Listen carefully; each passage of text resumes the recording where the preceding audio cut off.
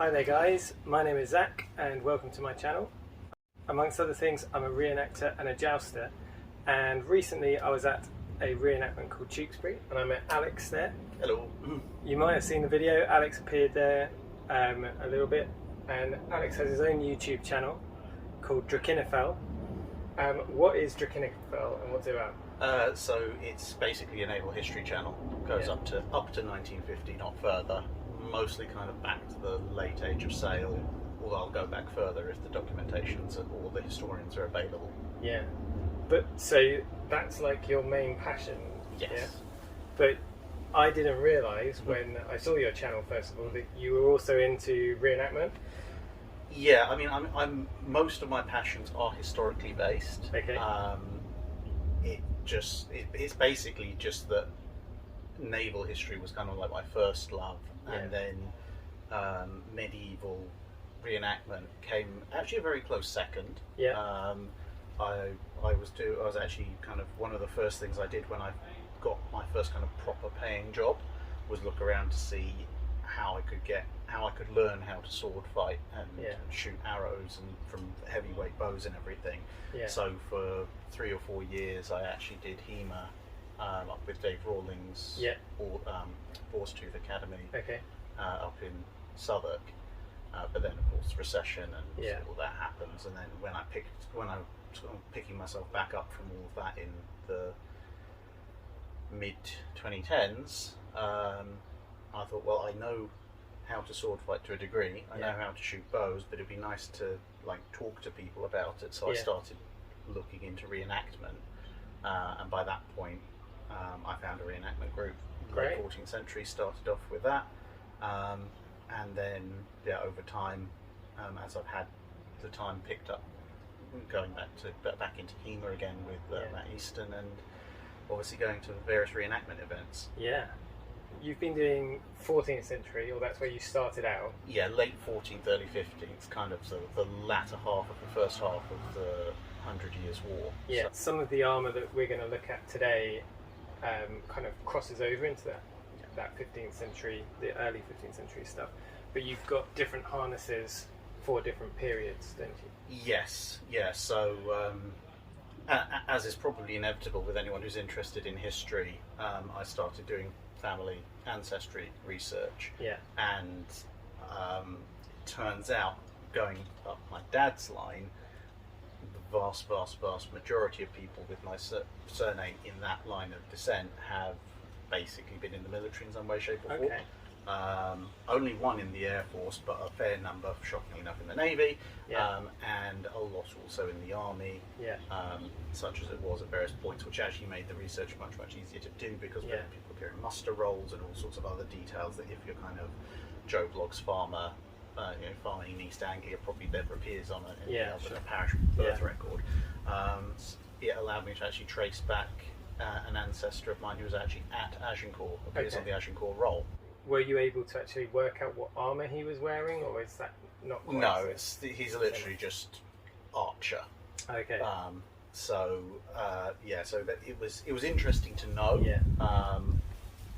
And it meant that when I do reenactment, because obviously with reenactment there's a lot of living history involved as well. So most of the day, if I'm doing reenactment, I'll be doing a living history bit where I'll be talking to people about bows and arrows and how they would have used them, how they would have made them, etc., etc. And it's just when the time for combat comes, then it's time to put the harness on. And get posh.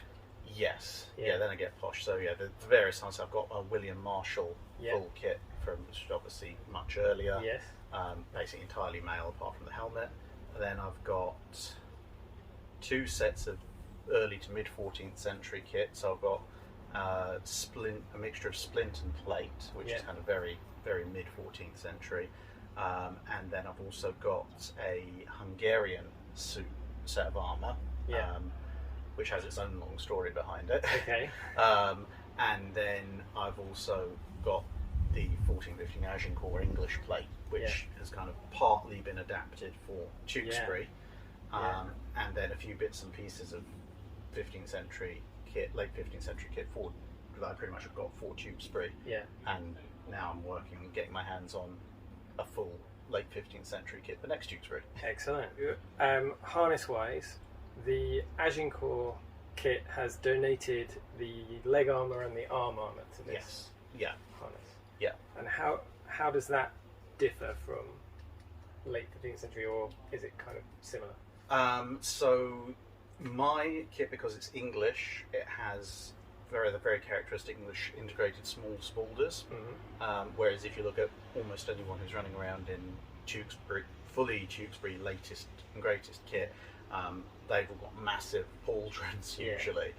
So that's a big shift. Yes.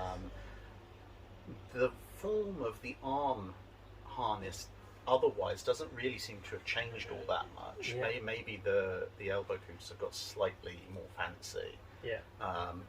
But the human arms are human arms, so once you've got them in play, there's not gonna be too many changes. And similarly, other than being maybe slightly fancier, slightly more decorated, the leg harness that I saw people in wasn't a million miles away from what I was using, unless there are a few people who've gone like full Germanic with all the fluting and everything. Yes. The biggest change I think in all of that was probably the gauntlets. Yeah. Because the 14th century Agincourt was very hourglass, and then suddenly the gauntlets start getting a lot longer and a lot fancier. They change quite a bit, don't they? And give more articulation, and often the gadled knuckles change to scales. Yes. If they are finger gauntlets. Because did they have mitten gauntlets at Agincourt? Not that I'm aware of. I could be wrong. I'm sure if we are, someone will point out in the comments. But as far as I'm aware, fingered gauntlets would be more common at Agincourt, especially since Agincourt is mostly foot fighting. So that's definitely something that would match with what I've looked into as well. And certainly, guys, if anyone has any evidence for mitten gauntlets in the early 15th century, I'd love to see it as well. So you actually, on the Saturday, you used two different weapons. Yes. You used the pole arm for most of the fighting, and then you took part in a battle of champions and swapped. What was the other weapon, and why did you choose to swap? Right, so I had a falchion, and essentially I took the falchion mostly on the basis that any sane person in a foot combat would have a sidearm of some description, because it's not always going to be a fighting at a polearm's distance. So I was carrying a bardiche, slightly shorter than the average pike that was present, but then again we were part of the bodyguard, so getting up close and personal would be more expected of us. But then when they announced, okay, there's now going to be a fight of champions, I guess because again in most of my 14th century reenactment I'm mostly doing 1v1 or small tournament melee fighting, and because the level of armour protection is just that slightly bit less, you can do medieval reenactment for the late 14th century relatively safely in a mail bauber, gauntlets and a kettle hat. It's authentic, if somewhat lower status, but if someone comes charging around with a pole arm, that could actually be quite dangerous. So my reenactor's instinct was don't take a pole arm to a one-on-one fight.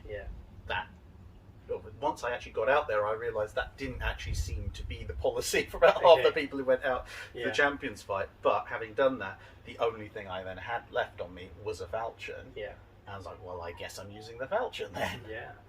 Okay, so on the Sunday, you decided to change weapons. Yes. So what was your reasoning behind that? So what I'd noticed on the Saturday was that the bardiche, when we were fighting in the pike block, was good at batting down other people's pole arms, but because of its short reach, actually reaching other people was a bit difficult without getting poked. And because it was still a pole arm, you were bound by the same pole arm as they have at Tewkesbury to keep it pointed down for safety reasons. But also it meant that if you were trying to actually fight somebody, if you ended up fighting someone who had brought a sword or some other equivalent weapon, you were at a disadvantage because they were more agile, and if you're fighting someone with a longer pole arm, as you said, you had a reach disadvantage. So I thought, since we're the bodyguard and we're also on the Saturday being used as a kind of point reinforcement for here's where the line's buckling, you need to get stuck in and push the enemy back.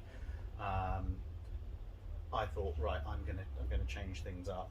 I'm actually going to take a big sword, because then I've got the agility potentially to get in amongst the pike block.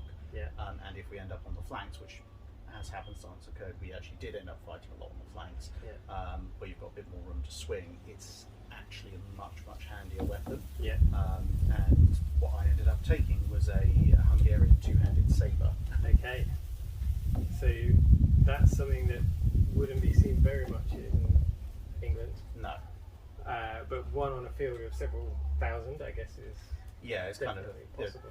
Especially since, again, I kind of took, as you say, a little bit of liberty, but since we were portraying the bodyguard, they had the pick of weapons. They're probably a bit more well travelled than most. So if someone's come across and like, oh, I really like this weapon, they can just take one. And there's certainly evidence that we can say that Richard and Edward were likely to be using European equipment because they'd had to run away back in the late 1460s, and this was the campaign where they were retaking England, weren't they? Yeah. We don't talk about it too much when we're thinking about HEMA. I think HEMA is very into one versus one kind of fighting, but when you're fighting as part of a retinue, actually having a variety of different weapons within that retinue is really useful, isn't it? Yes. It's. I mean, you can. Well, people have obviously seen the pictures. It's not exactly a small weapon. It's only 6-8 inches shorter than the Bardiche overall. So it's still certainly not something I'd necessarily want to be fighting really up close and personal with, unless I was half swording it, but that limits some of what you can do. But I did find it in the close press a much handier weapon than the Bardiche, and it gave me a reach advantage which I'd lacked the day before with Falchion. Cool. Good. And another change you made for the Sunday was you swapped out a placard for a brand new purchase, I think. Yes. You picked it up at Tewkesbury. Yes. So you went for a brigandine. So tell me a bit about the brigandine. Right, so the brigandine, a brigandine just generally is something I've actually wanted for a long time. But brigandines tend to be sold on their own, as opposed to back and breastplates, which tend to come as armour sets. Now, in the run up to Tewkesbury, I'd been trying to work out how do I turn up at Tewkesbury and look vaguely the part. Helmet wasn't a problem to sort out. I've got a whole range of them from different eras, but the back and breast and falls of the Agincourt plate were very distinctively early 15th and we're late 15th at Tewkesbury. So I gone and got the placket, which has some falls and the tassets, but of course the placket only kind of comes up to here, so huge amount up top is exposed. So I also then had to get one of my short sleeve mail hauberks and do some rather rapid alterations to get it to fit underneath. Now that was fine as it happened, but seeing what had happened to a few other people in our retinue, Lloyd obviously got the socking great dent in the middle of his breastplate, and seeing how intense some of the fighting had been, I thought to myself, having mail and an arming doublet as the only protection for my upper torso and some parts of my shoulders, I didn't fancy that. And also it was quite heavy. Because mail, as you know, is in large quantities gets quite heavy quite quickly, and then having to slap an entire placket over the top of that, it was a bit ridiculous. So I thought, right, actually, I'm just going to ditch that if I can. I wandered around the Tewkesbury market, found Ash, and he had a really nice black and gold brig available for sale. Very good. And then, so I try it on. So obviously normally you'd have these things tailored, but brigs are a little bit more forgiving because they're flexible. And it turned out that it was actually a pretty darn good fit. So I was like, right, I'm having that, because I didn't realise it was an impulse buy. I thought it was a delivery. No. I was just out hunting for a brig, but let's say, if basically my thinking was, if I can't find one that fits, so be it. Back out with a mail and placket tomorrow. But if I can, then I'll go for one. And it just so happened that this one is a really, really nice one. It is. Yeah. And happened to be, it's kind of like 95, 98% perfect fit. Yeah. Which is bizarre because I think Ash said he's the guy who runs it, said he made it for himself. Yeah. And then just decided he wasn't going to use it. And if anyone who's familiar with the reenactment markets and seen, they'll know what he looks like. Yeah. And like you can see on camera what I look like. We're not exactly built the same. No. But most of it is in the shoulders apparently, and I think and that shows, I think, the adaptability of a brigandine over a cuirass or something like that, and why they became so popular, particularly in if you were buying armour for your retinue or something like that.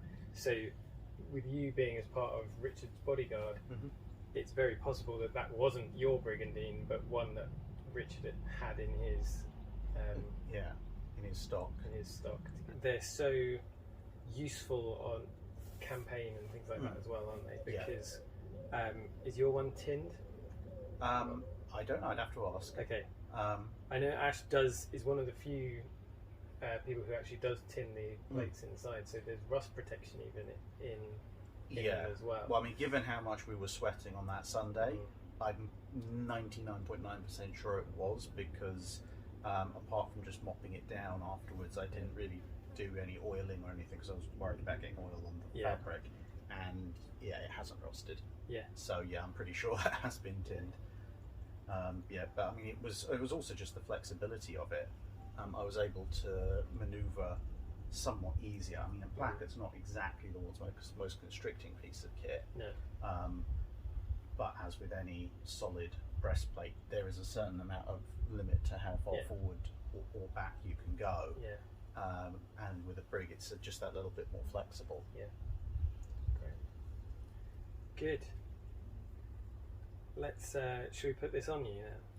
And, sounds like. I mean, we've managed to actually bring back the weather of Tewkesbury as well, so it'll be a full reenactment experience of the reenactment. Complete with flashbacks. That's it. Right. Great.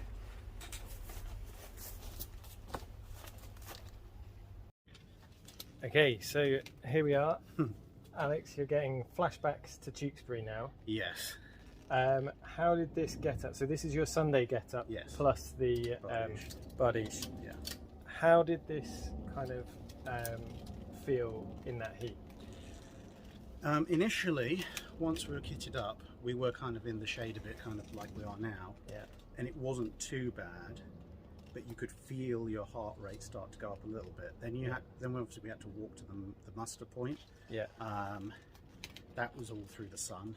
And quite close pressed as well. So you could feel the heat start to build. You could feel your heart rate going up. To be honest, by the time we were standing at the muster, I could feel my heart rate was going probably 100, 110 beats a minute. And we were already unloading water and stuff. And then we had to go out on the field where it was sunny. And that was exhausting. I mean, to be honest, most of the armour wasn't too bad. The main thing is this. It just keeps the heat in so much. If we'd had the ability to take our helmets off and then only put them on at the last minute, I think it would have been a lot better. Well, from a heat perspective, not from a safety perspective, which is why we're not allowed to do it. But I mean, one of the ways in reenactment I've gotten over this issue in the past is that usually I have a padded coif underneath. This thing has a spider liner, so I don't really need it. But the padded coif you can soak in water before you put it on, and that keeps it cool for half an hour at least. Now I did try soaking the liner, but because it's nowhere near as thick, by the time we got on the field it pretty much dried out. And that's one of the things about Tewkesbury that's different to a lot of reenactments, is that it's not just put your armour on and go. There's a lot of waiting and things because the armies are so big. And it's the same with any other large reenactment. The armies are so big that there is a lot of standing around, hurry up and wait kind of thing while everyone's checked, everyone arrives and things like that. And that makes a big difference. I mean, there's ways about it. I think the next time I'll probably just put a a little padded cap inside, yeah, and then soak that, and I'll be fine. Yeah. Or the weather could not be like 32 degrees. I mean, that's the hope. That's what we would like. As I say, like at the moment it's 29-ish, so yeah, it's not too far off what it was at Tewkesbury. Yeah. But with the sun in, yeah, just without the sun beating down, it feels so much better. Yeah. I mean, yes, I'm feeling warm. Yes, there's a little bit of sweat coming down, but you know, my heart rate isn't thundering away. I could quite happily stand around and move around like this. Yeah. As long as the conditions were like this, I could do this most of the day. And living in England, we're not used to those kind of situations, are we? I mean, yes, today it is pushing those kind of temperatures. But yeah, our tolerances are a bit lower.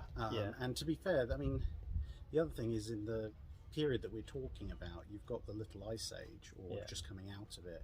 You've got frost bears in London, which, you know, that's not going to happen these days. No. So on an average day, even an average summer's day in the 1400s, you could be standing around and maybe by 20, 25. Yeah. You'll be a lot better off than you are these days when it's 29, 32 plus. And actually the original Tewkesbury happened in May as well, didn't it? So it would be much less likely, even if we're saying you could have these kind of temperatures on the off chance, it wouldn't have been there at actual Tewkesbury. No. Possibly at Bosworth, because Bosworth is August, wasn't it? But and we do know there are cases of people who die of heat exhaustion and so forth in various battles. So it's not that the people in the medieval and Renaissance period had overcome this, and we're just a bunch of weaklings who can't deal with it. People did die, but the thing is, apart from anything back in those days, if the weather was completely and utterly foul, both sides would just look at it and go, nah, we'll fight tomorrow. Yeah. Whereas these days, it's like, no, this battle's happening at the weekend, and that's it. Because it's as much a disadvantage to both sides, isn't it? Anyway, let's just have a bit more of a close look at some of the aspects of this harness. So we've got sabatons. That's very much part of English armour. In most effigies, you see sabatons being used. The greaves and creases, very plain, because these are part of an earlier armour. Later on in the century, you do see some fluting appearing on English harnesses, but harnesses like this would still be in use, and in fact not every example is fluted. The lovely brigandine, which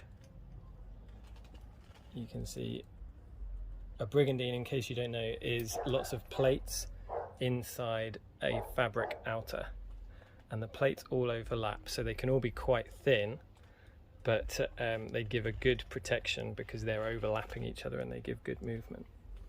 Here we've got the integrated spaulders there, down to full cannons on the arms, so that means the protection of the arm goes all the way around onto the inside as well.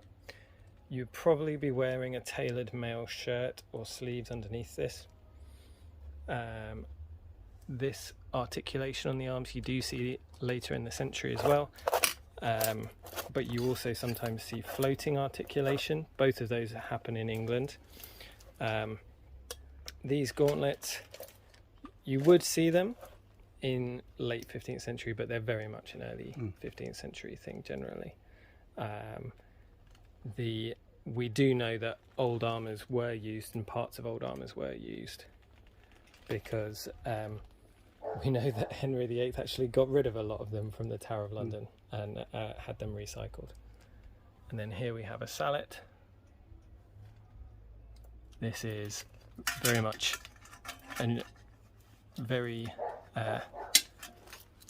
this is very much the helm of the late 15th century.